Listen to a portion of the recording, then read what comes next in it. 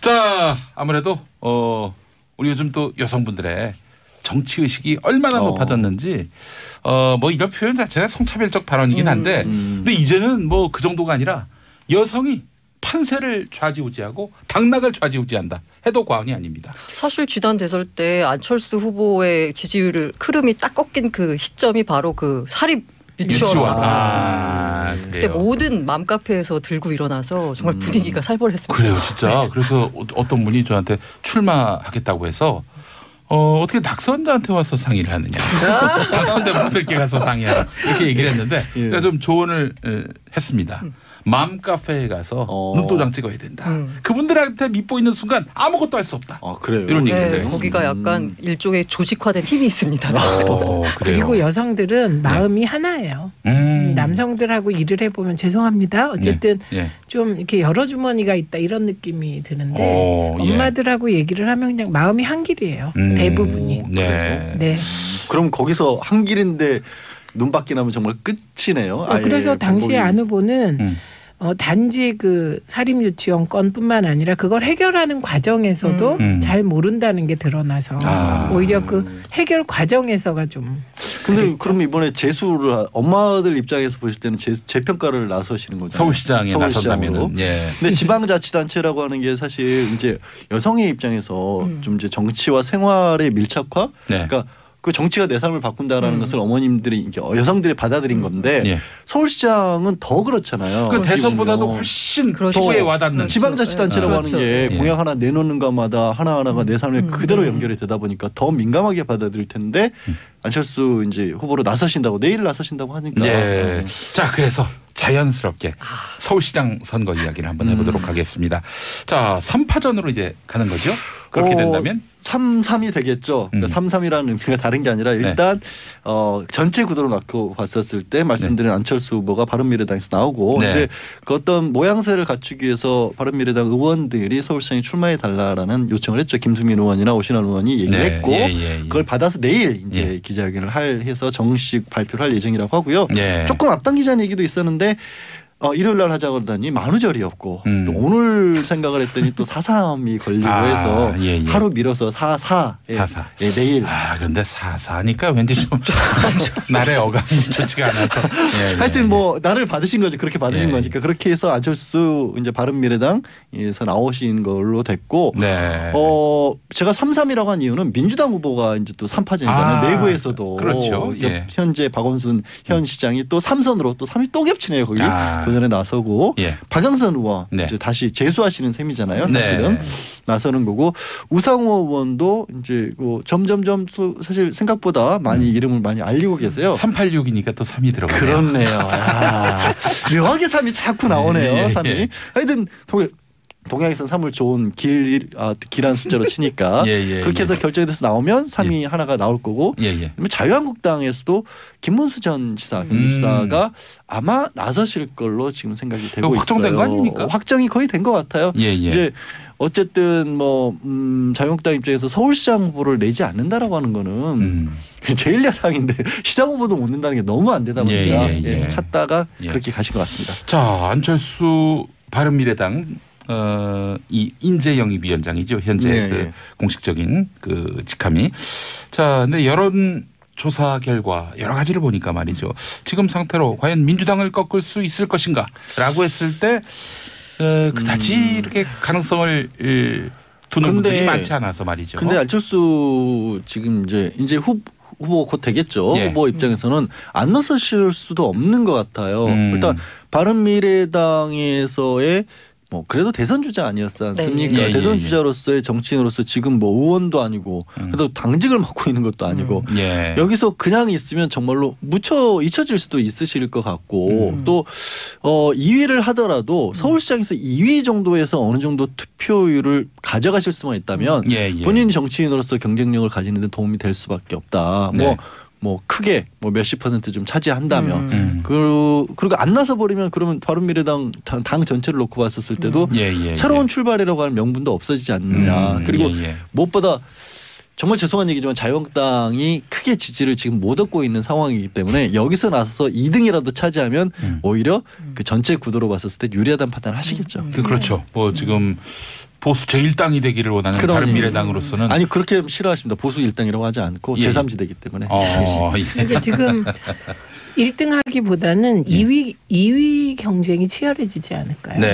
예, 그래서 자유한국당하고 바른미래당 후보 간의 2위 경쟁이 치열할 것 같고요. 지난 대선 때 서울에서는 2등을 했어요. 안철수 후보가. 예. 그래서 2등을 하게 되면 서울에서 만약에 바미당 후보가 2등을 하게 되면 어차피 지방선거 후에는 정계 개편이 되지 않겠습니까?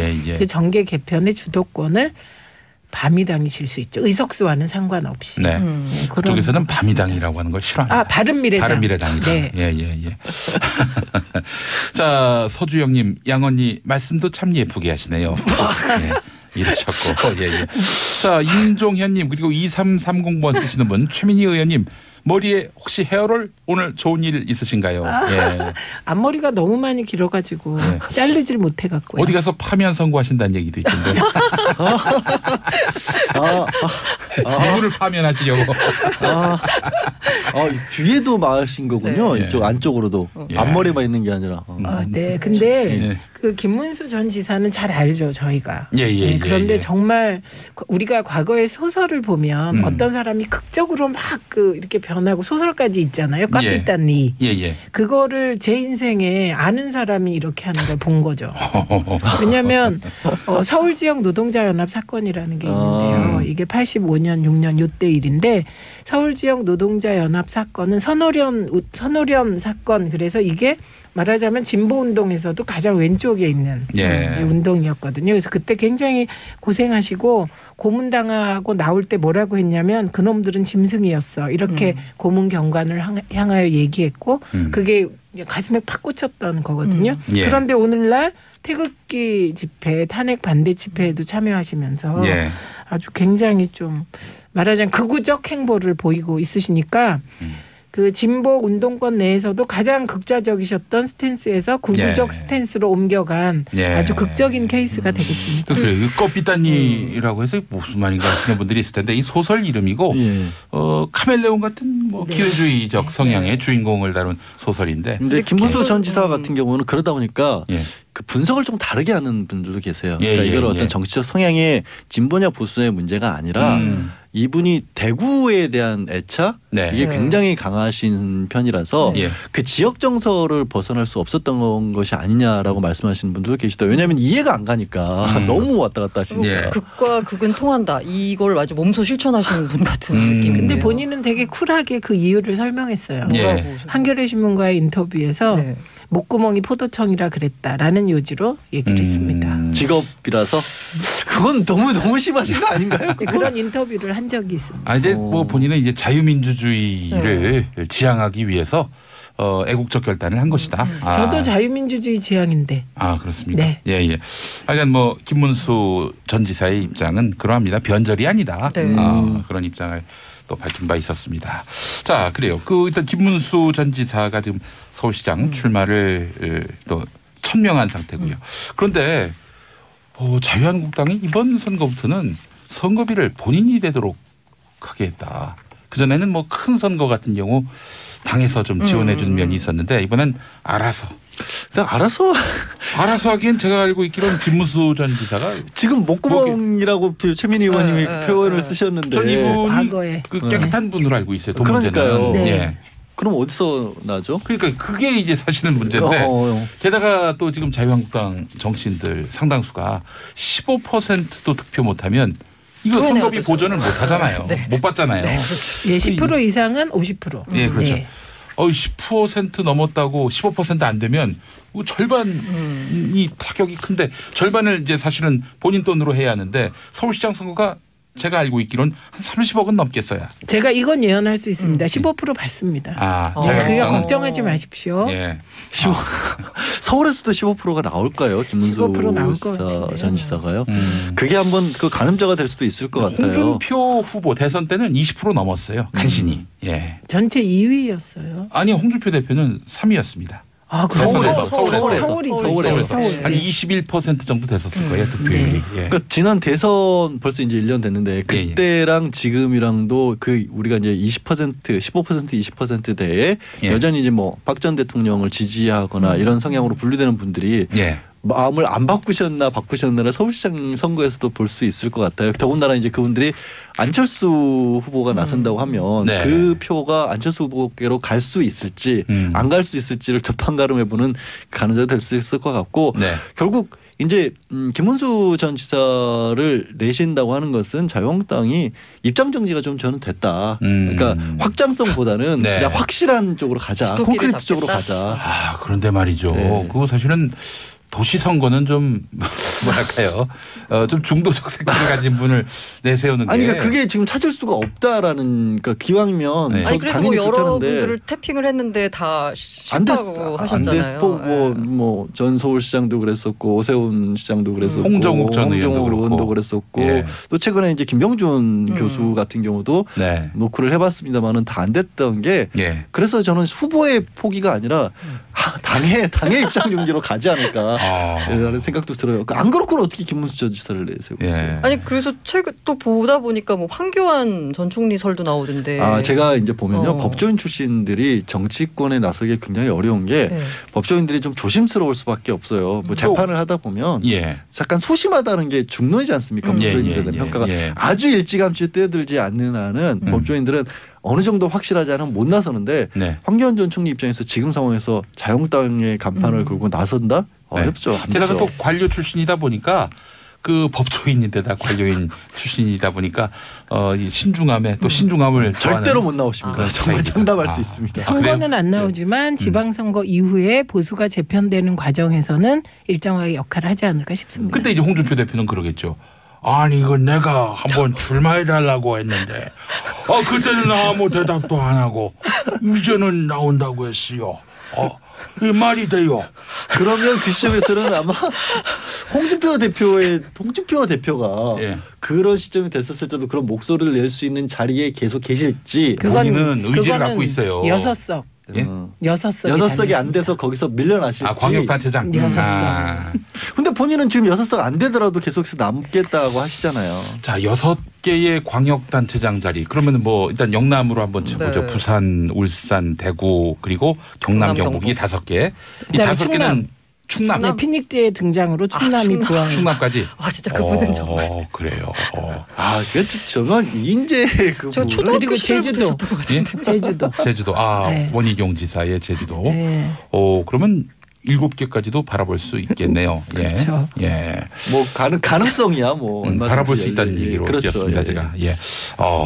그래요. 자유한국당으로서는 하여간 이번 지방선거가 사실 홍준표 대표의 정치적 명운과 직결되어 있는데 본인은 이미 일찌감치 선거 결과와 무관하게 나의 리더십은 계속 유지될 것이다라고 다음 총선 공천권까지도 본인이 아직도 가지고 계시다고 말씀을 하셨잖아요. 사실은. 그 책을 유지한다면 맞는 얘기죠. 유지해야 가능한 일이니까. 그런데 그럴 가능성도 있는 것이 지난번에 이제 자유한국당이 문제가 되니까 늘 그럴 때 등장하잖아요. 중견들이 나서서 조정한다. 근데 참석자가 4명이시더라고요. 중진 모임에. 그때 나경원 의원하고 또 누구죠? 누가 나가셨죠? 4분이라고 말씀. 딱 4분이셨죠. 중진들이 나서서 약간 반발하는 것처럼 언론에서는 얘기를 했는데 그 모인 사람 모여자 하니까 결국 모인 건 4분밖에 안 남았다는 거죠. 네, 그래요. 참 홍준표 대표로서는 백척간두에 서 있는 상황이다. 이렇게 말할 수 있을 것 같은데. 자, 안철수 바른미래당 인재영입위원장까지 이제 이 링 위에 올라가게 된다면 서울시장 선거구도 어떻게 영향을 미칠지. 안철수 이제 위원장이 올라오면서 아까 처음에 말씀드린 민주당 후보 경선이 오히려 더 재밌어지지 않았냐라는 분석들이 나오고 있어요. 그 전까지는 뭐 이렇게 당내에서 경선까지 굳이 할 필요 있어? 뭐 최종 투표할 필요 있겠어? 뭐 토론회 같은 거 안 거쳐도 될 것 같은데 그런 쪽이었는데 이 안철수 후보가 나서서 이렇게 주고받고 뭐 때리다 보니까 또 처음에 이제 우상호 의원하고 또 티켓택을 하셨지 않습니까? 운동권 출신인데 후배들 뭐 운동권 이거 기운 가지고 정치판 뛰어들시더니 좀 이상해지신 게 아니냐는 식으로 하면서 각을 세우시니까 이게 안철수 후보 본인으로서는 약간 내가 있다라는 존재감을 드러내는 얘기가 되는 건데 그 덕에 저는 우상호 의원이 오히려 더 덕을 더 많이 보신 게 아니냐라는 생각도 들어요. 그래서 흥행이 좀 민주당 입장에서도 흥행을 오히려 하는 데는 또 도움이 된 것 같다. 게다가 결선 투표를 도입했기 때문에 결선 투표를 하게 되면 아무래도 선거판이 역동적으로 되죠. 아까 뭐 껍질단위 얘기하면서 소설이요. 그 소설의 주인공이 기회주의적 성격을 갖고 있다라고 말씀드렸는데 김문수 전 지사가 그렇다는 얘기는 아니고요. 제가 김 전 지사에 대한 개인적인 거면 제가 어렸을 때 사회부 기자 시절에 각종 노동자 집회를 가면 빠지지 않고 등장하시는 분이 바로 이분이셨습니다. 굉장히 약간 놀라웠는데. 정치적 스펙트럼이 상당히 넓은 분이에요. 그래서 그러면 폭이 넓으신 분으로 정리를 하면 되겠네요. 자유한국당에서 그래서 뭐 극우적이다라는 그런 성격 규정으로 내보낸다기보다는 이분이 과거에 노동운동 이력도 있고 또 민주화운동 이력도 있으니까 폭넓은 그 지지를 받을 수 있지 않겠는가 하는 그런 기대 속에서 공천하려 한 것이 아니겠는가 하는 그런 분석도 가능하겠네요. 뭐 여러 가지 분석은 있을 수 있죠. 네. 근데 그렇게 이제 전 최 의원이 뭐 이제 안철수 후보 정책까지 얘기를 한 게 결국에는 다들 자꾸 이제 박원순 현 시장이 지난번에 부채 의식이 있을 거다 2011년에 양보했던 거 그 얘기들이 나오는데 저는 개인적으로는 사실 큰 영향이 없을 거라고 보거든요. 그냥 그러니까 죄송하지만 언론의 기자분들이 이제 할 거리가 말거리가 없어 보니까 만들어내는 거지.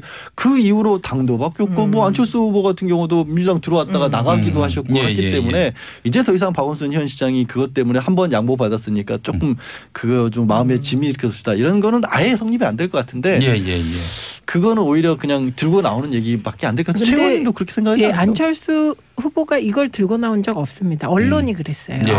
최근에 본인도 얘기를 아예 안 하신 최근에 2개 보도가 있었는데 두 종류. 하나는 아름다운 양보 안철수가 등장했다. 요게 있었고요. 그다음에 안철수 등장으로 서울시장 선거 출렁 이렇게. 그런데 출렁이지도 않았고 아름다운 양보가 쟁점이 되지도 않아서 이게 이제 관전하는 언론 입장에선 서울시장 선거판이 좀 흔들리고 그래야 이제 언론 보도도 할 맛 나고 이런 것 같아요. 언론이 이제 프레임을 만드는 것 같다. 근데 그 프레임은 안 통하는 것 같습니다. 일단 조금 무심하다 쪽이에요. 시민들 반응을 보면 아직은 무심. 근데 이제 시간이 지나면 관심이 모일까요? 그러니까 아까 오히려 그런 것보다 아까 처음에 얘기 시작했었을 때가 이제 여성의 정치 참여에 관한 중요성에 관한 얘기를 하면서 지방자치제니까 삶에 직결되는 이슈들이 이제 나와야 줘야 될 것 같아요. 선거 6.13을 앞두고 제가 보면 이제 미세먼지라든가 오히려 이제 교육과 관련된 문제들 굉장히 민감하게 물론 서울시장이 교육을 담당하는 건 아니지만 그런 부분들이 오히려 민감하게 될 거고 얼마 전에도 이거는 좀 환경부 담당이지만 꼭 그렇게 생각할 게 아닌 게 생활 폐기물 처리 문제 가지고 지금 굉장히 뜨거웠었잖아요. 그러니까 그런 것들이 오히려 관심을 끌어모으지 7년 전에 그거 가지고 무슨 상관? 저도 그렇게 봅니다. 달아오르고 있는 선거판입니다. 자. 북한 우리 예술단이 가서 하여간 화려한 공연을 선보였습니다. 사실은 이제 예전에 80년대 때 뭐 고향 방문단이니 뭐 그때도 예술단도 갔었고요. 그때 보면은 그 상대방 지역에 가서 이렇게 공연을 함에도 불구하고 체제 경쟁적인 그런 요소들이 강했어요. 어떻게 하면은 평양 주민들을 좀 폄하한다든지 또 북측에서도 남쪽의 상황을 폄하한다든지 이런 식으로 그 긴장감을 늦추지 않았는데 이번에는 서로 절실하게 우리 손잡자 이런 분위기가 강렬해서 아주 보기 좋았던 그 공연이 아니었나 하는 생각이 드는데요. 네, 그런데 거기 오게티가 있었습니다. 그 행사장에 공연장에 남한에서 올라간 기자들이 자유롭게 취재를 못했다고 합니다. 그래서 공연장 입장을 거부당했다고 해요. 그런데 과거 같으면 이런 것을 대하는 북한의 자세가 항의를 받으면 뭐 그런 거 갖고 그러냐 뭐 이렇게 얘기를 했을 텐데 완전히 달라졌습니다. 김영철이 직접 남한 기자들에게 사과했다고 합니다. 근데 사과를 하면서 나타나서 하는 얘기가 남에서는 나를 천안함 주범이라고 한다. 내가 그 사람이다. 이렇게 얘기를 하면서 그 얘기는 뭐 그 천안함 사건에 어떤 본인이 자신한테 있다라는 얘기는 그런 아니잖아요. 뜻이 아니라 그렇게 남한에서 얘기하는 사람이 나다. 이렇게 친근감의 표현으로 얘기를 한 거고요. 그리고 이제 변명을 한 겁니다. 김정은이 갑자기 나타나서 신변 보호를 하다 보니 그 소위 보안팀하고 뭐 나머지 팀이 잘 협동이 안 됐다. 뭐 그렇게 얘기를 해서 뭐 여러 가지 돌출 질문을 막으려는 시도도 되겠지만 그거보다는 어쨌든 태도가 바뀐 겁니다. 진짜 그렇죠. 깜짝 놀랐어요. 사실 사과를 기자들에게 사과를 한다는 게 야, 그것도 김영철이 직접 와서. 네. 그러니까 2층 통제를 하라고 지시를 내렸는데 예. 전체 통제를 해버렸다 보안 요원들이. 네. 그건 자기네들의 어떻게 보면은 기밀 사항이기도 하고 전체 통제라는 게 당연할 수도 있잖아요. 김정은 위원장이 왔는데 그런데도 불구하고 남원 기자들에게 와서 잘못했다는 얘기 게다가 천안함 폭침 얘기를 스스럼 없이 자기가 자기로 꺼낸다. 김정은 위원장도 그랬잖아요. 우리 레드벨벳한테 가가지고 내가 레드벨벳 볼지 안 올지 관심들이 많다고 남한 언론이 얘기를 하던데 그러니까 우리 쪽에서 무슨 얘기하고 있는지를 우리도 다 알고 있다는 얘기를 하고 있잖아요. 너무 신기하던데요. 저는. 그게요. 북한의 휴대전화 보급률이 몇 대인지 아세요? 370만 대 정도라고 합니다. 인구가 얼마죠?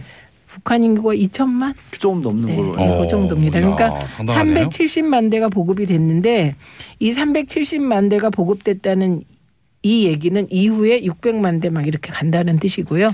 그리고 이제 스마트폰 보급률이 중요합니다. 왜냐하면 스마트폰과 이 인프라가 얼마나 깔렸냐가 중요한데 그게 깔리면 이제 북한도 더 이상 폐쇄 사회일 수 없는 거죠.